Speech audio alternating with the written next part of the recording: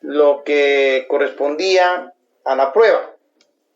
Un tema para mí bastante relevante. Recording in progress. Vamos a iniciar entonces a ver el primer proceso que era de este semestre, sin hacer menospreciar la prueba, que como les digo, para mí es lo es fundamental. Aquí ya vamos a ver básicamente trámite.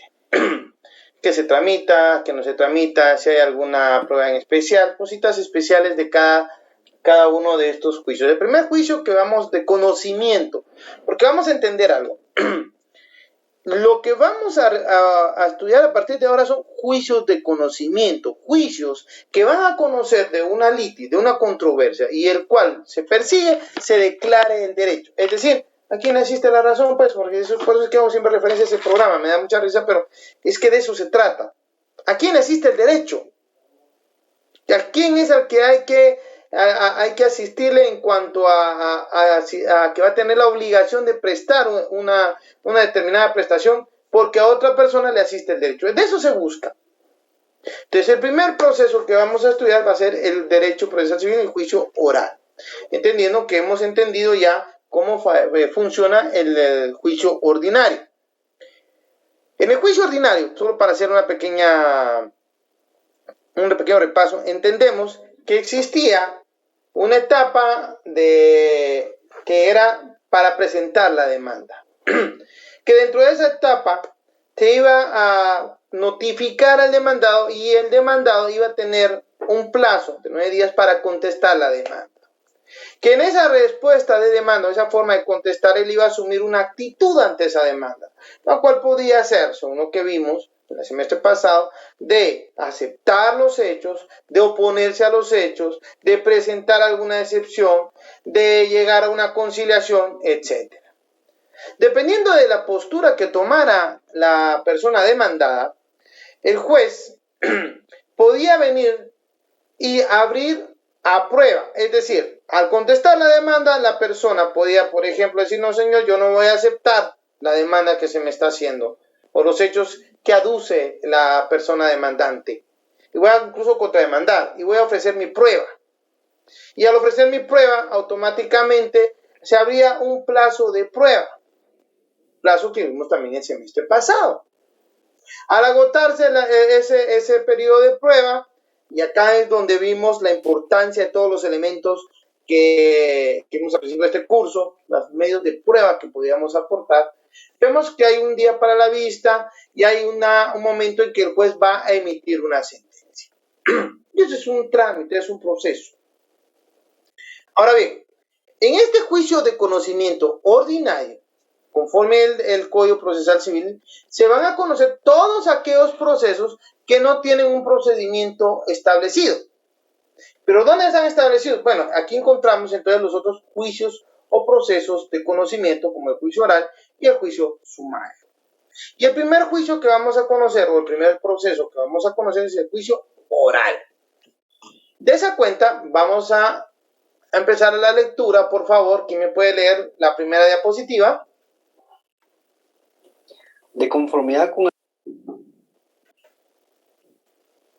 es aquel que en sus periodos fundamentales se sustancia de palabras ante el tribunal que ha de resolverlo, sin perjuicio del acta sucinta donde se consigne lo actuado. ¿Sigo? Sí, por favor. El tratadista Manuel Osorio hace referencia al juicio oral como aquel juicio cuyos trámites fundamentales están constituidos por diligencias verbales ante el tribunal. Es aquel que se sustancia en sus partes principales, de viva voz y ante el juez que conoce el litigio. El juicio oral, las pruebas y los alegatos de las partes se afectan ante el juez que conoce del asunto. La oralidad es esencial para la recta administración de la justicia. Vamos a aclarar algo, compañeros, y es que se ha hablado mucho que nuestro proceso civil es eminentemente escrito. Y cuando vemos esto, todo el mundo dice, no, es que todo tiene que ser escrito, todo debe ser pedido por escrito. Pero lo que sucede es que si ustedes ven y analizan el Código Procesal Civil, se van a dar cuenta que está sucediendo algo. En realidad, no está establecido per se que todos los procesos civiles sean escritos. Si hay un principio de escritura, sí, pero sobre todo cuando se trata de provocar la demanda, de la pretensión, ¿ya? También pueden leer el artículo 51 y el artículo 52, por favor. Del Código Procesal Civil y Mercantil. Y el artículo 61, que también está de por medio. Artículo 51.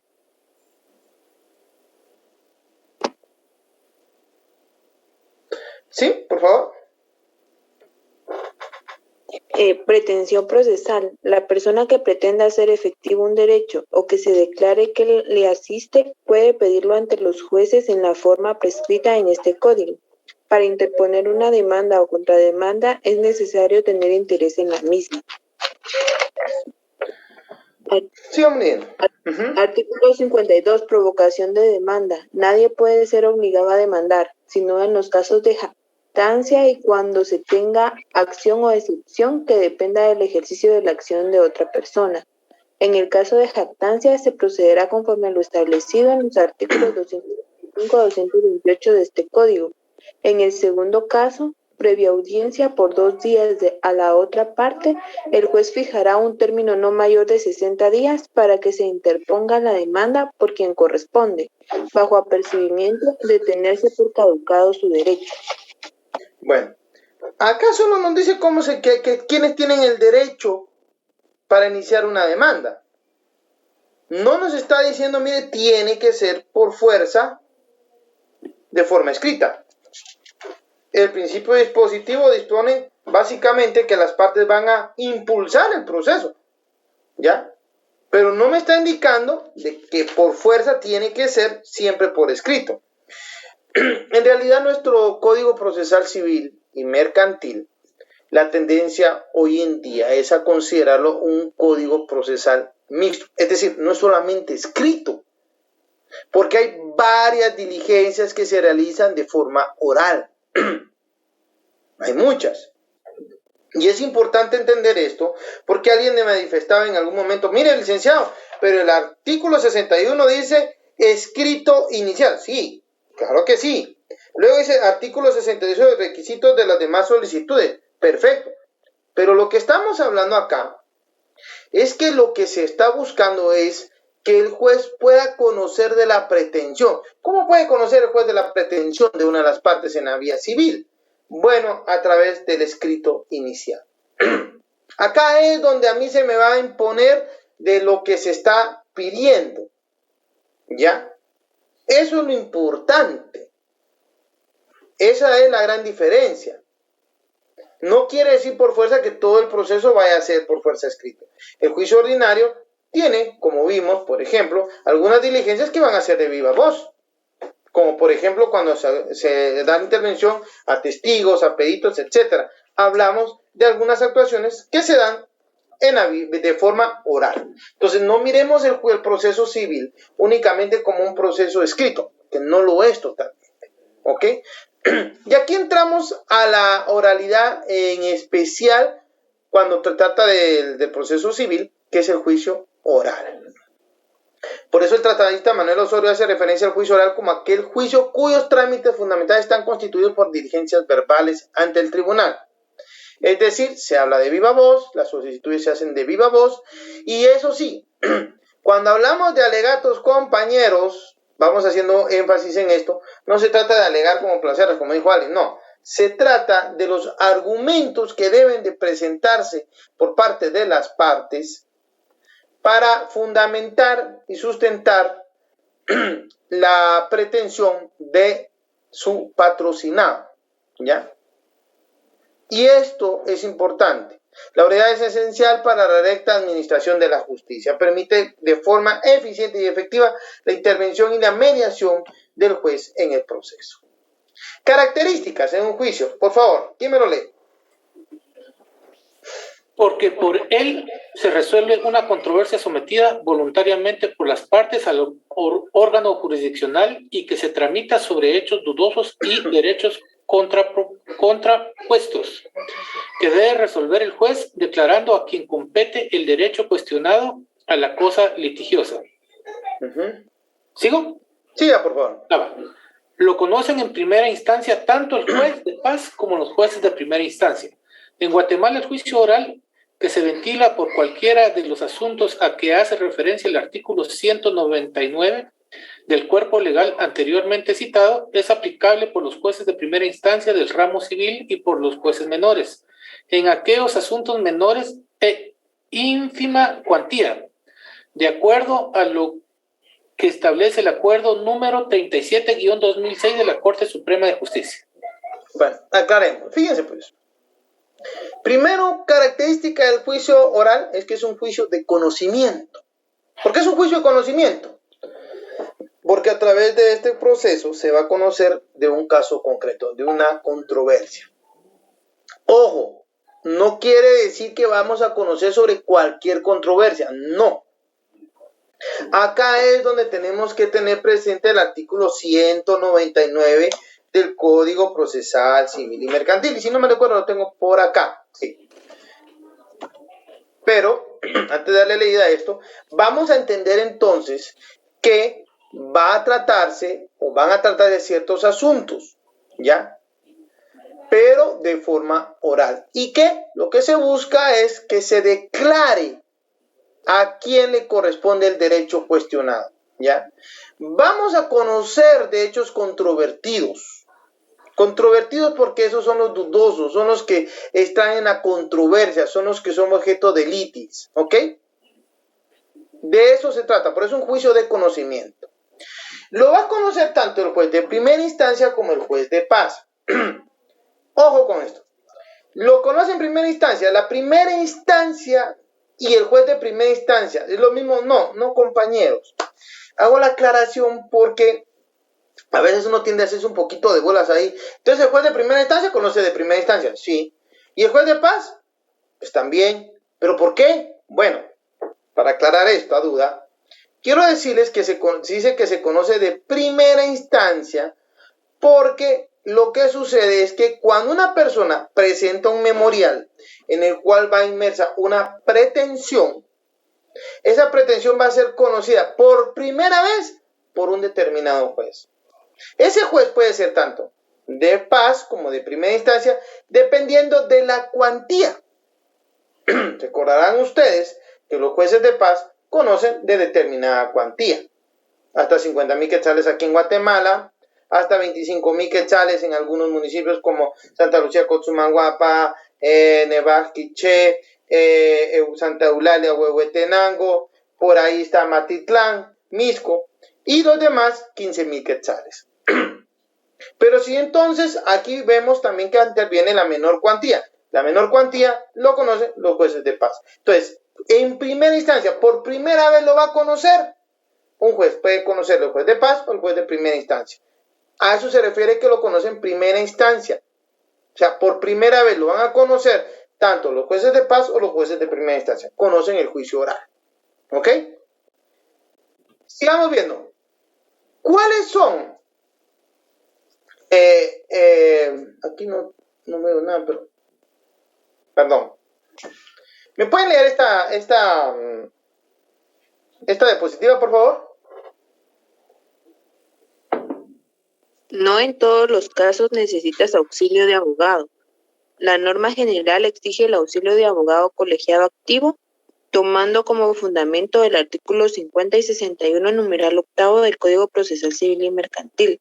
Sin embargo, al respecto existen dos excepciones. A, en aquellos asuntos de ínfima cuantía que en la realidad casi no son aplicables. B, cuando en la población donde tenga su sede el tribunal estén radicados menos de 4 abogados hábiles. Al respecto, también puede citarse el artículo 197 de la Ley del Organismo Judicial, el decreto 2-89. De lo contrario, podemos darnos cuenta que si falta la firma y sello del profesional de derecho y los timbres forenses correspondientes, los escritos serán rechazados de plano. El abogado será responsable del fondo y de la forma de los escritos que autorice con su firma. Ahora, ¿qué sucede? Cuando hablamos del juicio oral, hay cierta regla. En los asuntos de ínfima cuantía, no es necesario o no se exige el auxilio de un colegiado o un abogado colegiado activo. En intención, en principio, supuestamente, las personas van a alegar sus propios derechos. Pero hay un pequeño problema. El problema es que la gente normal no conoce el proceso, no conoce las formas procesales, no conoce qué debe hacer, ¿ya? Por eso, cuando yo hice este análisis en esta diapositiva, digo, bueno, ¿será que en verdad no es necesario que haya un abogado colegiado activo? Bueno, en muchos casos lo que se hace es que la persona llega y dice, mire, fíjese que yo le quiero pedir alimentos. En el interior de la República, los jueces de paz conocemos también de familia. Y recuerdo que cuando fui juez de paz llegaba y me decía, mire, yo quiero conocer de alimentos. Me decía, no, señora, muy bien, ¿y cuánto quiere de alimentos? Pues yo quiero 200 quetzales. Muy bien, vamos a iniciarlo, y hacía un acta y toda la cosa. Pero le tenía que remitir a una persona que la asesorara, porque la persona llegaba a decir lo que quería, pero nunca me llevaba una prueba. Y yo como juez no podía ponerme en el plan de decirle, mire señora, pero va a tener que hacer esto, y usted me va a alegar esto y esto. No se vale, porque yo debo ser imparcial como juez. Entonces lo que se hace es que se le remite a ciertas instituciones que protegen ciertos derechos de mujeres para que ellos sean los que lo asesoren. O sea que tanto como que sigamos en esa época. Algo que voy a hacer referencia es esto, y siempre lo digo. Nuestro Código Procesal Civil y Código Civil tratan, si no me recuerdo, de 1964. Estamos en el año 2021. ¿Cuántos años han pasado? Más de medio siglo. Y todavía sigue vigente.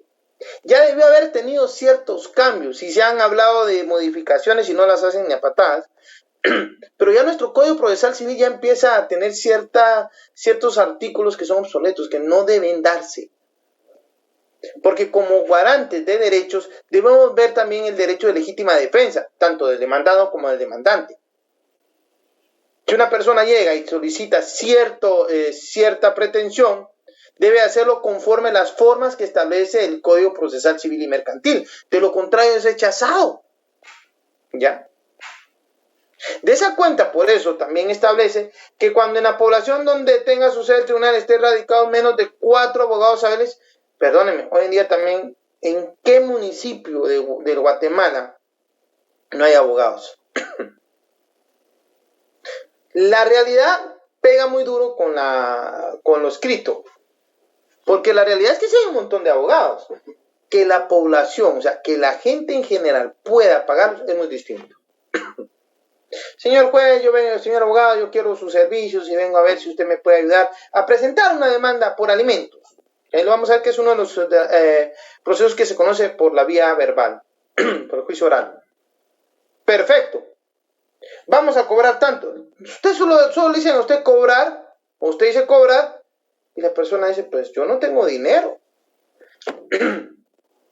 Hay muchos abogados que no trabajan, la mayoría no trabajan para algunas instituciones, que son los que sufran un determinado salario, pues le dicen, mire señora, pero entonces vaya a tal entidad, ¿va? Porque yo tengo que trabajar y tengo que dedicarme a pesar que hay ciertos principios éticos que obligan al abogado pues, a prestar el auxilio necesario a aquellas personas de escasos recursos económicos, la verdad vuelve a golpearnos contra el piso porque no se hace.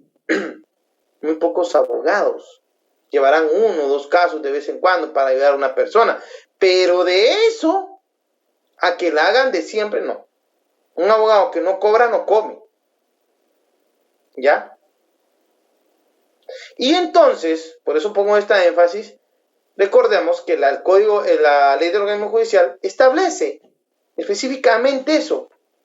la obligación y la responsabilidad que tienen los abogados en su actuar. Artículo 197 de la Ley de Organismo Judicial. Alguien que me haga favor de leerla, por favor.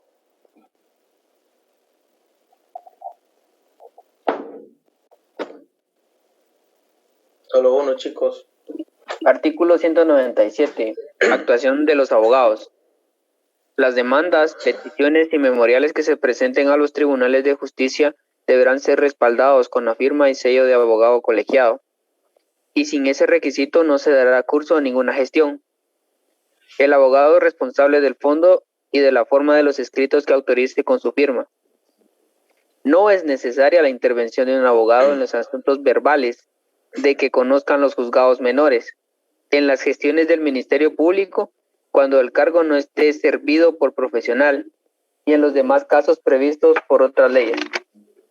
Ahí estamos claros.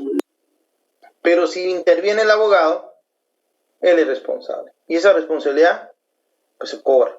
Esa es la realidad. Yo por eso me decidí por la carrera judicial. Dije, no, yo no cobro, yo no soy bueno para cobrar, mejor me voy por acá. Entonces, entendamos. En menor cuantía o ínfima cuantía, no es necesario abogado. La ley lo establece. Ya. Pero que lo establezca la ley no quiere decir que vaya acorde a nuestra realidad social. Esto es un análisis que tenemos que hacer. Principio de juicio oral. Por favor.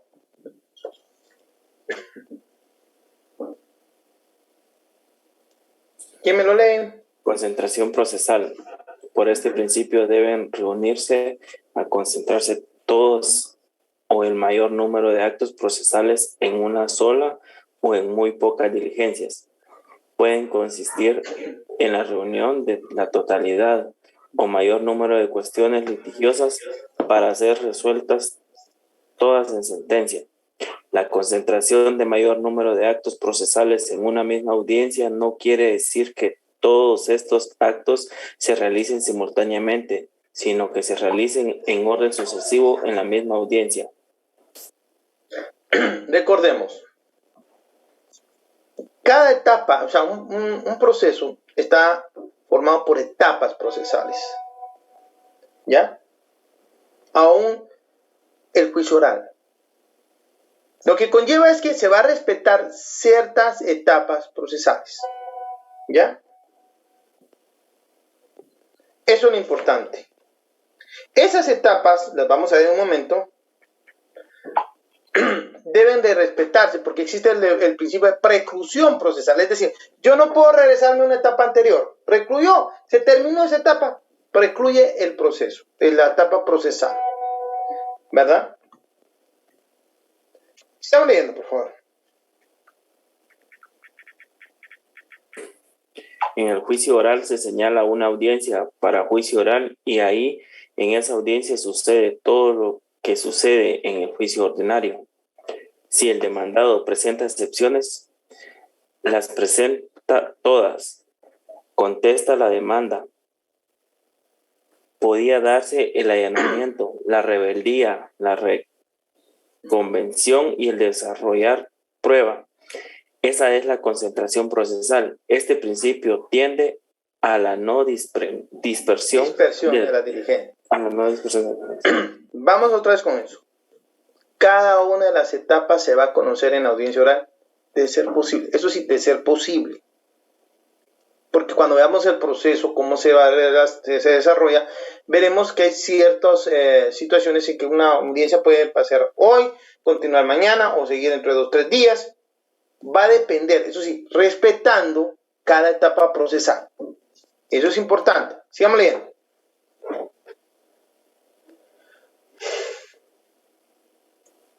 Principio procesal de audiencia. El juicio oral se desarrolla en audiencias. A diferencia de otros juicios, en él no se establecen etapas y plazos. Se trata de que en una sola audiencia se diligencia el mayor número de actos procesales. En la primera audiencia se puede desarrollar los siguientes actos procesales: la conciliación, la ratificación de la demanda, la contestación, interposición de excepciones, la reconvención, la contestación de la demanda, resolución de excepciones, la recepción de pruebas ofrecidas, la resolución de incidentes, entre otros. Si se dan cuenta, si nos vamos a un juicio ordinario, este va con varios días. Cada etapa procesal lleva varios días. Tenemos, por ejemplo, 15 días para contestar la demanda, y dentro de esos 15 días hay que quitarle 9, porque en esos 9 podemos presentar excepciones de competencia. Vean qué diferencia. Acá no. Acá automáticamente, en la propia audiencia, vamos a tratar de llevar a cabo todo esto. Si es posible resolverlo, lo hacemos. Eso sí, llevando siempre el orden. ¿Ya? Recuerden eso. Se trata de agotar todo o el mayor número de actos procesales, pero en orden. No lo puedo hacer en forma desordenada. Estamos leyendo.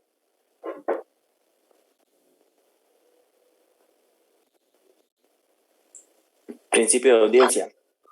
Para el respeto al debido proceso y al derecho de defensa, se debe observar el principio procesal de audiencia o contradicción que suele enunciarse tradicionalmente con el brocardo latino. Juditiu et alter partes. Óigase a las partes. Por ello, las normas de la naturaleza procesal regulan los mecanismos de defensas de que disponen las partes para hacerlos valer del juicio determinado, así las formas y oportunidades para la realización de tales actos procesales. Es mediante la observancia de la normativa procesal que se posibilita a las partes una defensa integral que se concrete y consolide en una resolución final. Corte de Constitucionalidad, expediente 1462-2009, fecha de sentencia 23 de febrero del 2010. Bueno, no sé si ustedes ya recibieron derecho constitucional. Y no sé si ya hemos hablado del debido proceso y el derecho de defensa en lo que es el derecho procesal civil. ¿Lo hemos hecho? No, Lic. No, Lic. ¿Quién que se los explique? Por favor. Sí, gracias. Por favor. Gracias. Así todo, sí. Bueno, miren, pues. Vamos a entender esto y yo por eso creo que a veces me alargo mucho con esto de las clases, muchachos, perdónenme, pero me interesa que ustedes comprendan. En todo proceso, entiéndase todo proceso, proceso penal, proceso civil, proceso laboral, proceso administrativo, contencioso administrativo, hay ciertos principios, ciertos derechos humanos.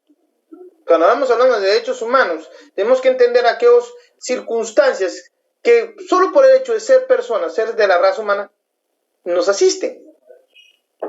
Y que han sido reconocidos en diferentes cuerpos normativos, entiéndase, Convención de los Derechos Humanos, ¿verdad? Convención Americana de los Derechos Humanos, entre otros. Y entre esos otros está la propia Constitución de la República de Guatemala. La Constitución de la República de Guatemala, en su parte dogmática, que es su primera parte, que va del artículo 1 al artículo 143, 144, si no me recuerdo, establece derechos humanos. Y esos derechos humanos nos tenemos que respetar. Y por ahí está el derecho humano a la vida, a la igualdad, el derecho humano a un debido proceso, a un derecho de defensa. Pero entender estos derechos es parte de lo que tenemos que hacer como abogados para que podamos entender de qué se trata cada proceso. Hemos visto la parte procesal de la prueba. Perfecto, pero hablemos de derechos. El debido proceso conlleva que se va a respetar un proceso que es previamente establecido, que es conocido, que está establecido un juez que es el que va a conocer, no es al azar. Y que esta persona va a encargarse de respetar o hacer que se respeten los derechos de ambas partes, tanto del demandado como que del demandante. El derecho de defensa conlleva un acceso a la tutela judicial efectiva, que es decir, en pocas palabras, que la persona pueda hacer uso de todos aquellos mecanismos que la ley le da para defender su causa. Entiéndase, pues hacer uso de recursos, derecho de petición, etc. A grosso modo, también tenemos que entender que conlleva el contradictorio. Es decir, se necesita una audiencia en donde va a haber una discusión, donde se van a presentar argumentos. Claro, cuando se habla de alegatos, se habla de argumentos, por eso hice esa distinción al principio, y es lo que nos establece esta sentencia de la Corte de Constitucionalidad. Nos dice, bueno, va a haber un contradictorio, va a haber una audiencia, donde se van a escuchar a las partes. ¿Y dónde está establecido esto? Bueno, leamos el artículo 12 de la Constitución. Alguien que me haga favor de leer ese artículo 12 constitucional, por favor.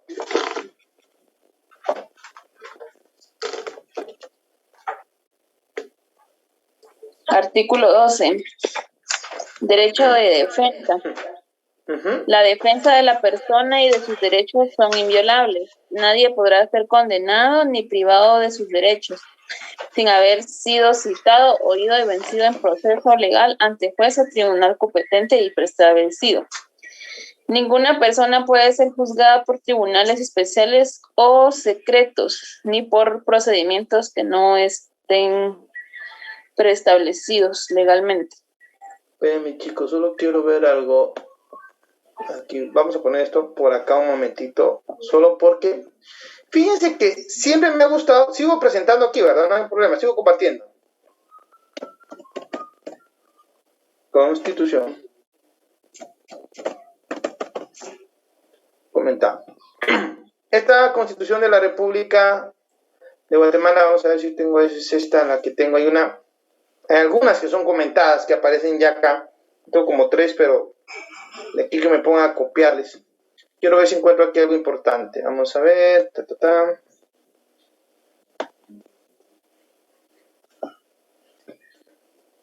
Aquí está. Dense en cuenta que la Corte de Constitucionalidad en diferentes resoluciones ha establecido que tenemos que entender por el derecho, el debido proceso y de derecho de defensa. Y me interesa que leamos algo. ¿Por qué? Porque no es nada más decir, mire, es que entonces entendamos el derecho de defensa como el debido proceso y el que las personas pueden defender su causa. No. ¿Ya? Quiero que leamos esto, estamos compartiendo. Y me voy a tomar este espacio, porque lo primero que ustedes tienen que entender es que en todo proceso ustedes van a defender derechos. ¿De quién? De sus patrocinados. Por eso es que hago énfasis siempre en esto del derecho de defensa y derecho de debido proceso. Si me hacen alguien favor de empezar a leer aquí, que pueda leer el artículo 12, vamos a leer algunas cosas que son importantes, por favor.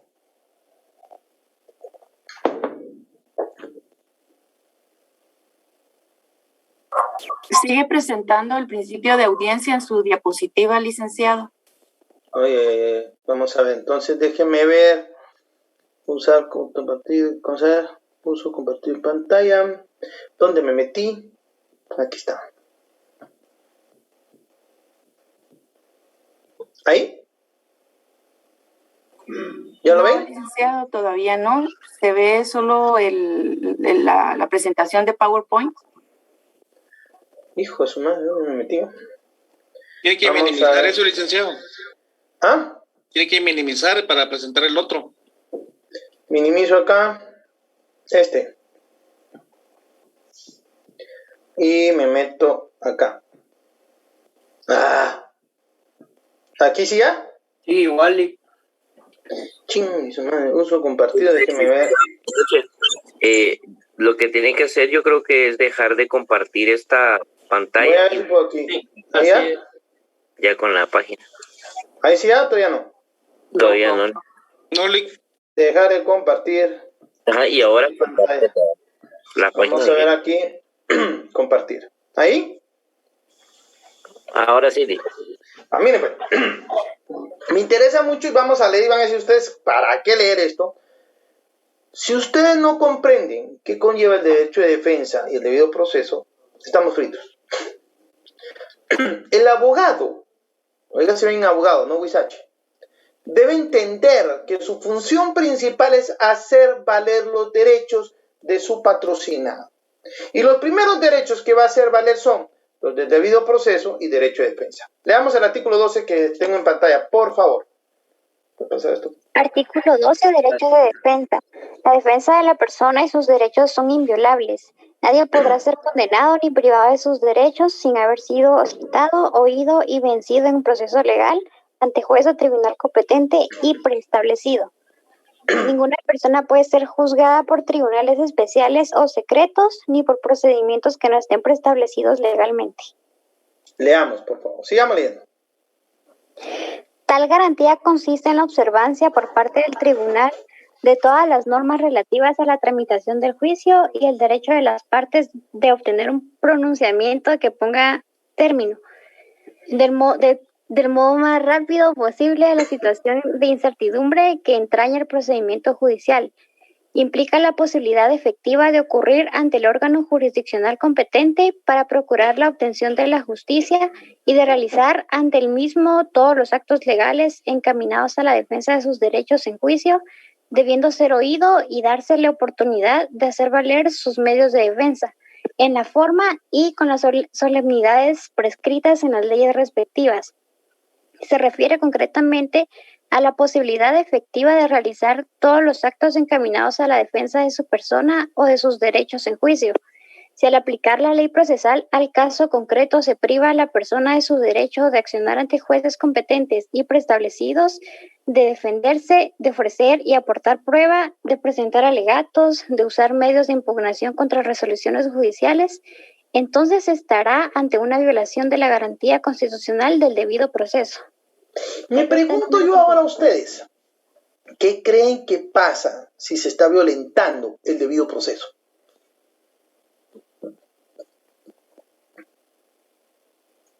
Porque no se trata, por eso les decía yo, solamente de conocer el trámite, eso lo conocen, créanme, hasta los huizaches no.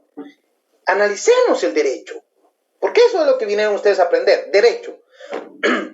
¿Qué pasa si yo ofrecí una prueba para demostrar mis argumentos y mi postura y mi pretensión y el juez me la deniega? Bueno, yo tengo derecho a decir, bueno, mire, pero ¿por qué me la está denegando? Pues porque me da la gana. Pero la estoy presentando, ofrecí, la propuse, ¿por qué no me la valoró? Pues no me dio la gana. No doy argumentos, se viola el debido proceso con eso. Sí, fíjense que acá, de ofrecer y aportar prueba. Bueno, no lo hizo el juez. Se violenta el debido proceso. ¿Qué sucede? ¿Cuál creen ustedes que es el efecto procesal? Y acá es donde yo quiero que ustedes empecemos a pensar como abogados. No somos simples tramitadores, amigos. Bueno, la resolución que se dé en el caso no sería apegada a derecho. Y si no es apegada a derecho, ¿qué sucede con ella? ¿Se plantea una inconstitucionalidad, licenciado? ¿Por qué inconstitucionalidad? Fíjense, no se mete en constitucionales, aquí es otro rollo, no. Mire, acá tenemos que entender esto. Si una resolución viola el debido proceso, esta resolución puede ser recurrida. Yo voy a recurrir, voy a quejarme. Para eso existe el juez de segunda instancia o sala. En el caso del juicio oral, pues existe una sala. Si la sala dice, en efecto, señor, usted violentó el debido proceso, ¿cuál es el efecto? En el proceso per se. Se reinicia el proceso para que se observen todas las garantías. Automáticamente esa resolución es nula de pleno derecho, queda sin valor jurídico. Empecemos con eso. Por eso es que es importante que ustedes sepan qué conlleva el derecho de defensa y el del debido proceso. Si yo violento el debido proceso, yo tenía que presentar o ofrecer pruebas, por ejemplo, en un caso, vengo yo y se lleva a cabo una audiencia oral. Vamos a verla ahorita en trámite, no se preocupe. En la audiencia oral hay una etapa procesal donde las partes ofrecen pruebas, que es en la propia audiencia. Pero resulta que a la audiencia no llegó, por una parte, el demandante. Y era en la audiencia donde tenía que ofrecer la prueba. Y por otra parte, llegó el demandado, pero no ofreció prueba. Viene el juez, señala a otra audiencia, y ordena que se reciba la prueba ofrecida por la parte demandante, pero jamás se presentó a la audiencia. Entonces el juez no puede venir y retrotraerse a la primera audiencia o a la audiencia oral donde inició el proceso y decir que sí se tiene por ofrecida, porque no se lo ofrecieron. Ahí hay una violación de derecho. Y el caso fue real, yo no se lo digo. No se cumplió con una etapa procesal, se violenta el debido proceso. El juez debió emitir sentencia acorde a lo que tenía a la vista. No habían pruebas, no hay pruebas, todo queda igual, no se puede demostrar nada. Por eso es importante conocer el derecho. Dese en cuenta que dice, tal garantía consiste en la observancia por parte del tribunal. Del tribunal entendamos jueces, cualquier juez, unipersonal o tribunal, de todas las normas relativas a la tramitación del juicio y el derecho de las partes de tener un pronunciamiento que ponga término, ponga fin, del modo más rápido posible a la situación de incertidumbre que entraña el procedimiento judicial, a la litis, a la controversia.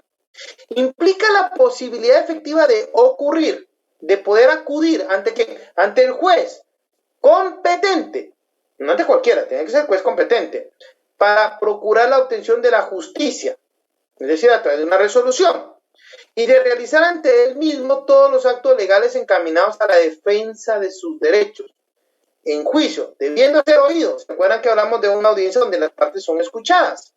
Y darle la oportunidad de hacer valer sus medios de defensa, argumentos y pruebas, en la forma y con las solemnidades prescritas en las leyes respectivas. Por eso hablo de que acá no solamente es el proceso penal. En un momento, recuerdo que cuando yo estaba estudiando Derecho, nadie me explicó que esto se aplicaba al Derecho Civil. Lo aprendí después. Por eso yo dije, no, a mis alumnos sí les explico esta locura, si ustedes quieren verlo así. Pero es que se aplica. No dice proceso penal. No, es proceso a las leyes respectivas. Se refiere completamente a la posibilidad efectiva de realizar todos los actos encaminados a la defensa de su persona o de sus derechos en juicio. Ojo con esto. Derecho del debido proceso, derecho de defensa van como muy agarrados de la mano. Si al aplicar la ley procesal al caso concreto se priva a la persona de su derecho de accionar ante el juez competente, no se le acepta la demanda por pura penetración. Y establecidos, ojo con esto, el juez tiene que estar previamente establecido, tiene que haber sido nombrado un juez en primera instancia de Sololá. Ya se sabe que hay un juzgado de primera instancia de Sololá, que la persona que ocupa ese puesto ahí de juez es el juez de primera instancia civil de Sololá y él va a conocer, no puede conocer otro de Quiché, no puede mandarlo a Santiago Atilán, que también es juez de primera instancia, no. Él es el competente y previamente establecido. De defenderse. ¿Cómo se defiende uno? Argumentando. De ofrecer y aportar prueba. Fíjense que las fases de la prueba que debe hacer las partes. De presentar alegatos. De usar medios de impugnación contra resoluciones judiciales. Entonces estará ante una violación de la garantía constitucional del debido proceso. Se viola el derecho de defensa, se viola el derecho del debido proceso. Y es importante esto. No debemos olvidar que para eso estamos. Sigamos viendo el inciso B, por favor.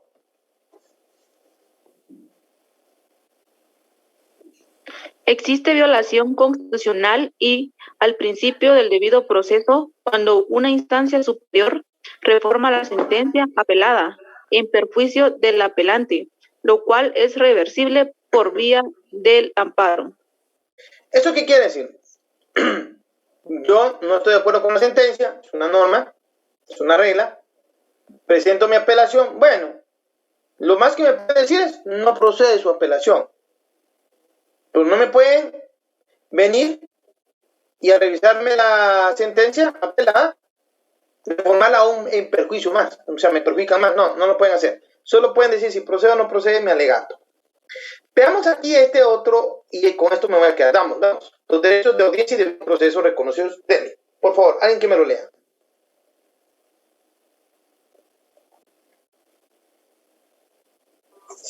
Los derechos de audiencia y el debido proceso reconocidos en el artículo 12 de la Ley Fundamental, al porvenir de una norma general prevista en la parte dogmática, deben tener plena observancia de todo procedimiento en que se sancione, condene o afecte en derechos de una persona. Tienen mayor relevancia y características en los procesos judiciales, es cierto, pero su aplicación es imperativa en todo tipo de procedimientos, aún ante la administración pública y el organismo legislativo y cualquier otra esfera de administración, otra esfera de actuación. Media vez por actos de poder público se afectan derechos de una persona.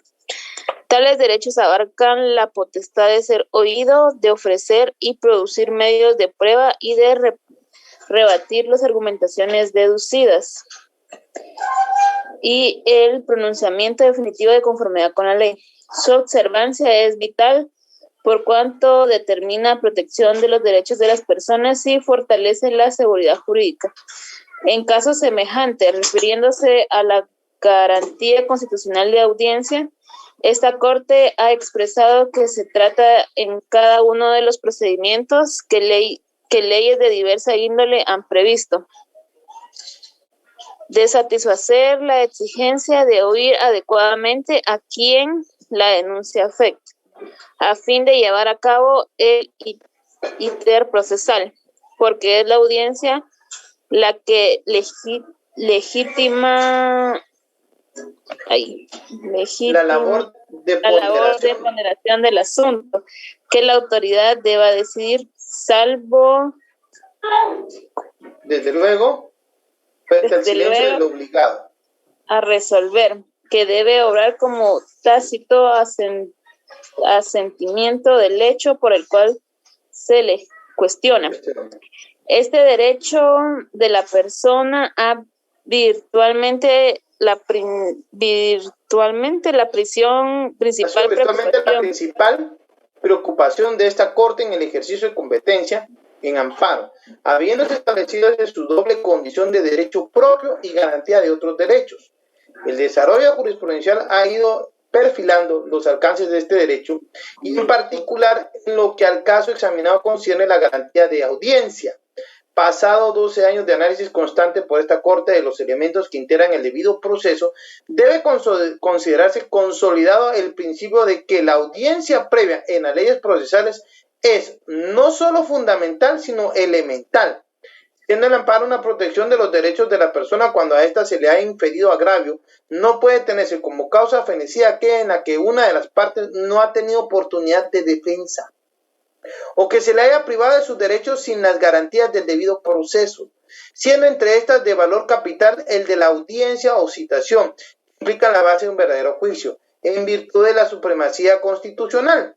Todo el ordenamiento jurídico debe guardar armonía con los valores, principios y normas, por lo que en materia administrativa, como en cualquier otra, el derecho de defensa y el de audiencia deben sostenerse plenamente respecto al proceso legal. No puede tenerse como iguales los judiciales con los administrativos por existir en la legislación diferentes regulaciones, las que responden a la naturaleza de cada uno de ellos, siendo eso sí, aplicables a ambos aquellos principios que son fundamentales a todo sistema de derecho. El derecho primario en todo procedimiento por medio del cual se pretenda afectar a una persona es el derecho de la defensa jurídica, el cual se origina desde la oportunidad de audiencia debida al afectado, con el objeto de que éste alegue lo que considere pertinente respecto de la imputación que se le formula.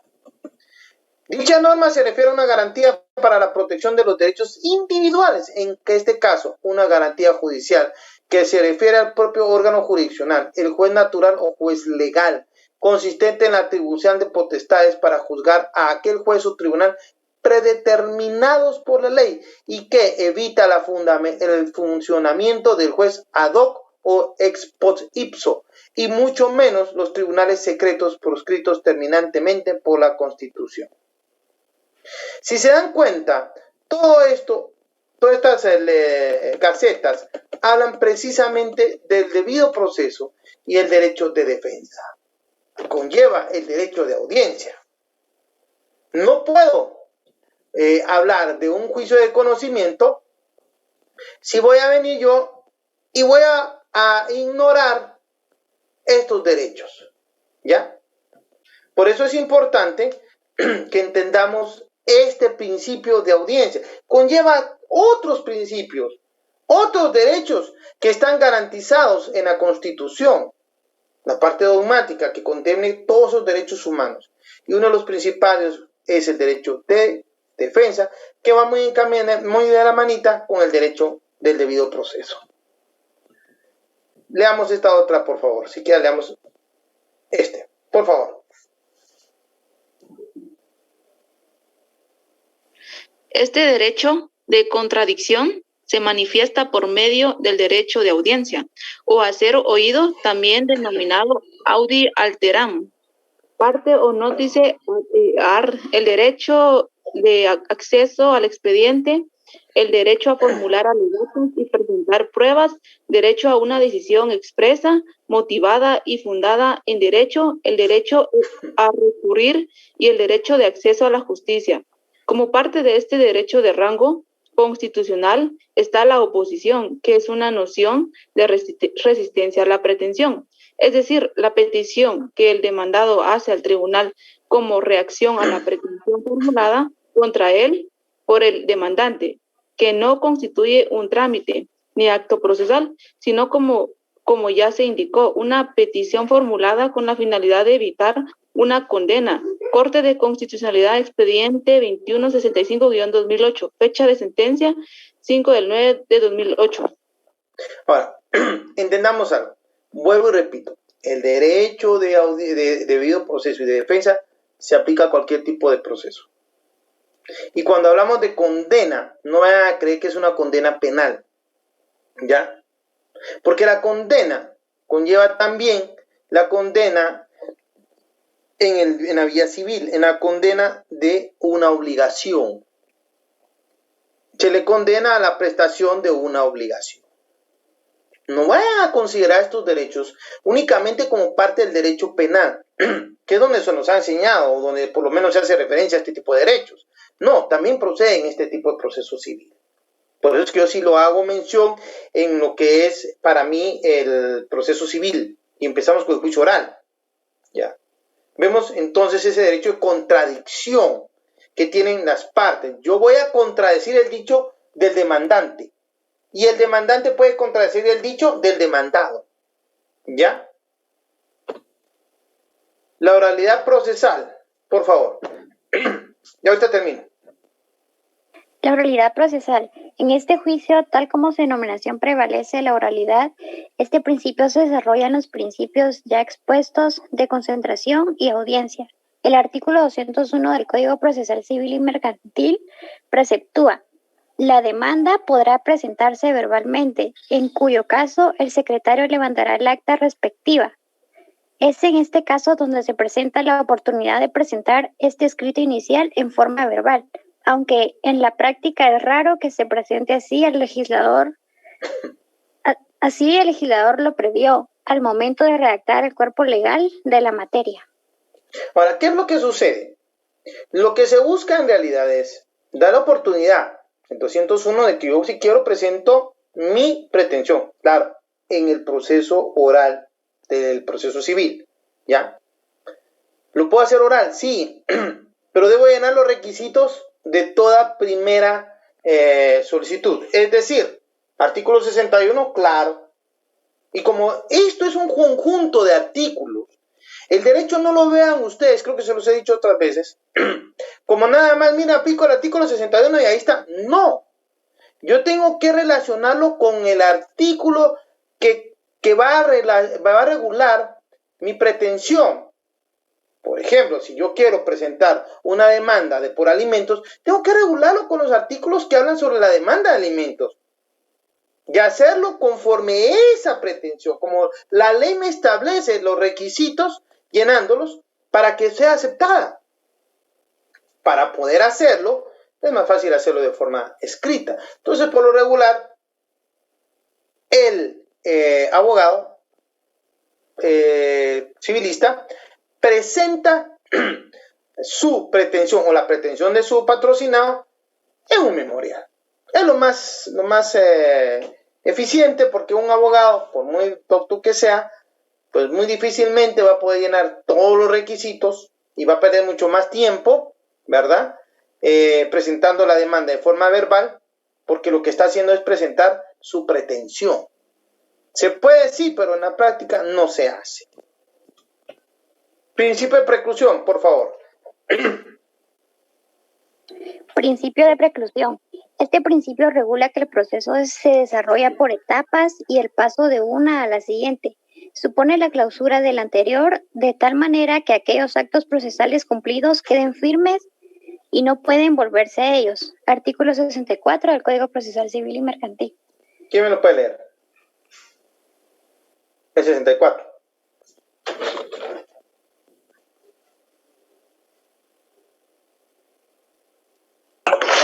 Artículo 64. Carácter de los plazos y términos. Los plazos y términos señalados en este código a las partes para realizar los actos procesales son perentorios e improrrogables, salvo disposición legal en contrario. Vencido un plazo o término procesal, se dictará la resolución que corresponda al estado del juicio, sin necesidad de gestión alguna. En pocas palabras, pasó esta etapa procesal, ya no puedo regresar. Tenía que ofrecer la prueba. No lo hice, ya no puedo regresar. Me quedé sin ofrecer la prueba, y como no ofrecí la prueba, no cumplo con esta etapa procesal, ni cumplo con este requisito, tampoco la puedo proponer. Me quedé sin prueba. Por eso es tan importante este principio. Tengo un plazo, un tiempo, donde se me da la oportunidad para realizar ciertos actos. No los hago, precluye mi derecho de poderlo realizar. ¿Ok? Principio de inmediación procesal, por favor. Principio de inmediación procesal. En este principio regula que el juez debe estar en contacto directo con el desarrollo del juicio, especialmente en el diligenciamiento de las pruebas, porque tener el conocimiento de cómo y qué fueron los hechos que motivaron el proceso hará que su fallo sea más congruente y apegado a los principios de equidad y justicia. Yo no puedo venir el que voy a fallar de forma justa si no escucho a las partes, si no escucho a los testigos, si no veo o no analizo los documentos. El juez es el árbitro, y para poder ser un árbitro, así como en el fútbol, el árbitro anda corriendo, el árbitro no se queda parado a medio campo, el árbitro anda cerca de jugar, y así es el juez. Tiene que estar cerca de todo lo que se está produciendo en el proceso. ¿Por qué? Porque él va a emitir una resolución, una sentencia, que tiene que dar como fin o como objetivo darle fin a la litis, a la controversia. ¿Ya? De eso se trata. Leamos la número 12 y ahí nos quedamos, por favor.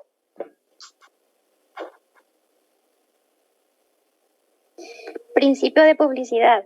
Se basa en que los actos procesales deben ser conocidos por las partes en el proceso y que no puede desarrollarse alguna diligencia sin notificar a la parte contraria.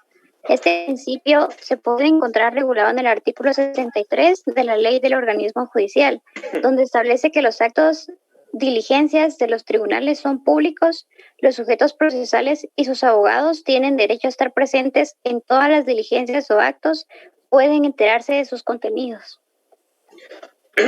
Leamos el artículo 63, por favor, compañeros, de la Ley del Organismo Judicial.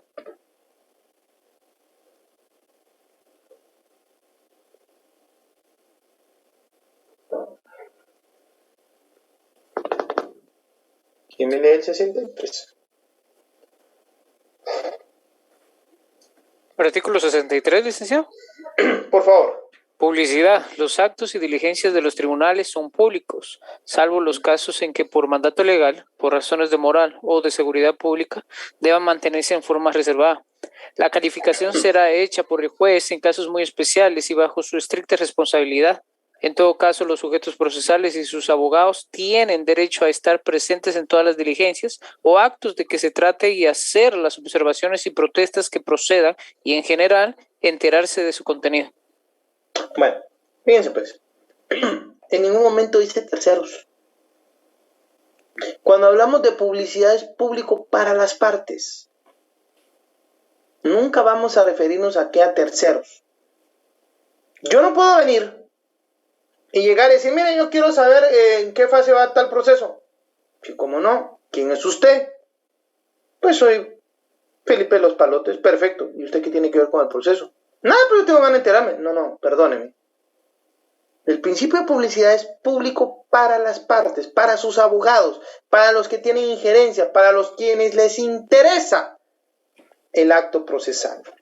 Y yo no les digo que aunque estamos viendo estos principios acá, estos principios se aplican a todos los procesos, tanto juicio ordinario, juicio oral, juicio sumario.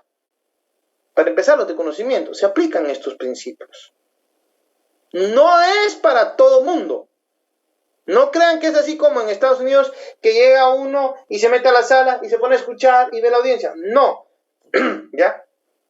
En penal, mira, pero yo sí trabajo en una audiencia. En penal, papadito. Pero en penal usted puede escuchar una audiencia pública, sí. Pero a enterarse de todas las actuaciones, jamás. Y aquí en civil, peor. Son cosas que no tienen nada que ver con usted. Usted puede estar meterse en una penal, pero es otro mundo. Acá en civil, no. Esto es solo para las partes. ¿Alguna duda hasta acá, compañeros?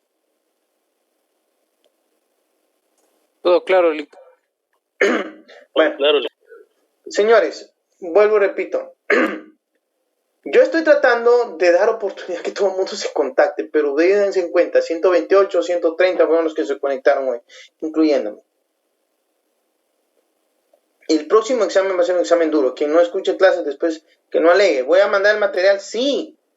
Pero recuérdense que si tienen dudas, si no escuchan la explicación, cuando yo haga la pregunta, que la pienso hacer más complicada esta vez, no me digan, mire, es que me perdí porque hubo mala intención, porque no. Somos acá en esta sección cerca de 300 alumnos, de los cuales 128 casi, 127, 128 por ahí, son los que se conectan. Y eso es lo que da tristeza. Conste, ustedes son mis mejores testigos. Señores, estoy para servirles. También les digo, no crean que porque pues, mi forma de hablar es un poco tosca o insidiosa, estoy enojado o no quiero contestar preguntas porque por ahí de mi hijo licenciado es que dicen que usted es muy enojado. No soy enojado. Me concentro mucho, me emociona mucho hablar del derecho. Me gusta enseñar, pero me gusta enseñar bien. Así que si tienen dudas, por favor, háganlas con confianza, que me encanta a mí la participación de ustedes. Si no hay dudas, señores, quiero desearles una feliz noche. De verdad, estoy para servirles. No sé, hay un chat aquí. Ok, feliz noche. Señores, ha sido un gustazo. Y pues estoy para servir. Nos conectamos la otra semana porque tengo entendido que el viernes no hay clases, ya que van a celebrar el Día del Abogado. Entonces, compañeros. Gracias, licenciado. Gracias, licenciado. Gracias, licenciado. Feliz noche. Gracias, Lick. Feliz noche.